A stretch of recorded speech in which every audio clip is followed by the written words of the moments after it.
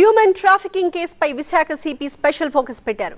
విశాఖ పోలీసులు భారత రాయబార కార్యాలయం చొరవతో కంబోడియా గ్యాంగ్ చేతుల్లో చిక్కుకున్న భారతీయులకు విముక్తి లభిస్తోంది. తొలి విడతలో 60 మంది బాధితులు విశాఖకు చేరుకోబోతున్నారు. మరి కాసేపట్లోని విమానంలో విశాఖకు కంబోడియా బాధితులు బయలుదేరతారు. 7 ప్రత్యేక బృందాలతో హ్యూమన్ ట్రాఫికింగ్ కేసులో విచారణ జరుపుతున్నారు. కంబోడియాలో డేటా ఎంట్రీ ఉద్యోగాల పేరుతో గ్యాంగ్ మోసాలు చేసి అనేక మందిని అక్కడికి తీసుకువెళ్ళింది. కంబోడియా గ్యాంగ్ గుట్టు రట్టు చేశారు విశాఖ పోలీసులు. ఇప్పటికే 3 ఏజెంట్లను కూడా అరెస్ట్ చేశారు.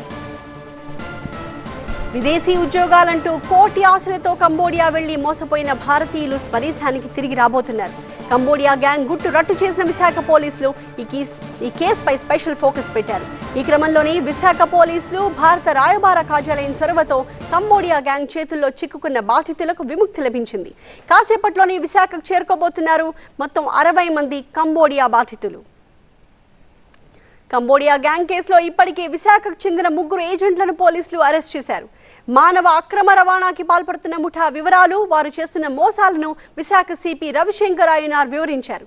కంబోడియాలో డేటా ఎంట్రీ ఆపరేటర్ ఉద్యోగాల పేరుతో 150 మంది నిరుద్యోగులను అక్కడికి పంపించి నిర్బంధించినట్టుగా గుర్తించారు.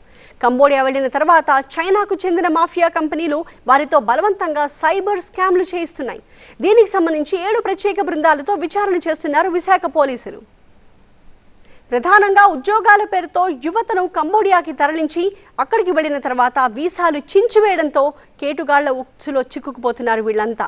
దేశవ్యాప్తంగా కంబోడియా గ్యాంగ్ చేతిలో సుమారు 5,000 మంది ఇరుక్కోవడం ఆశ్చర్యం కలిగిస్తోంది. అన్ని రకాల లాంగ్వేజెస్ మాట్లాడేలా వివిధ రాష్ట్రాల వారిని కంబోడియాకి తరలించారు. ఇలా వెళ్లిన వారికి ఫెడెక్స్తో పాటు పలు రకాల స్కామ్లకు సంబంధించిన ట్రైనింగ్ ఇచ్చి భారత్పై సైబర్ అటాక్ చేయిస్తున్నారు. కంబోడియా థాయిలాండ్ బార్డర్లోని పెద్ద పెద్ద టవర్స్ స్కామ్లకు అడ్డాగా మార్చేసినట్టుగా చెప్పారు విశాఖ నుంచి. అక్కడ పోతున్నారు, అక్కడ నుంచి వెళ్ళిన తర్వాత వీసా అంతా కూడా చింపేస్తారు, మొత్తం అయిపోయింది, finish. Now you have no travel documents but you have to work there for 1 year. ఎట్లా అక్కడ వెళ్ళేసి ఒక రూమ్లో కస్టడీలో పెట్టేసి ఈ విధంగా భారతదేశం మీద మళ్ళీ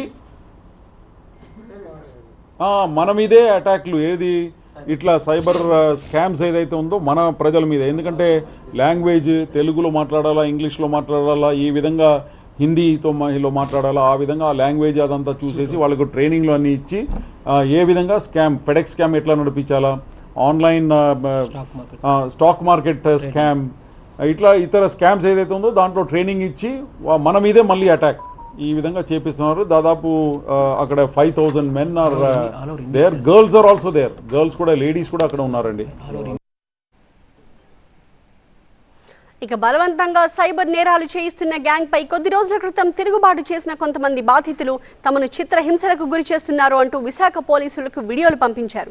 దీంతో బాధితులను తీసుకొచ్చేందుకు విశాఖ సిపి రవిశంకర్ అయ్యనార్ ప్రత్యేక దృష్టి సారించారు. విదేశీ వ్యవహారాల మంత్రిత్వ శాఖ చొరవతో సుమారు 60 మంది బాధితులను విశాఖకు తీసుకొస్తున్నారు.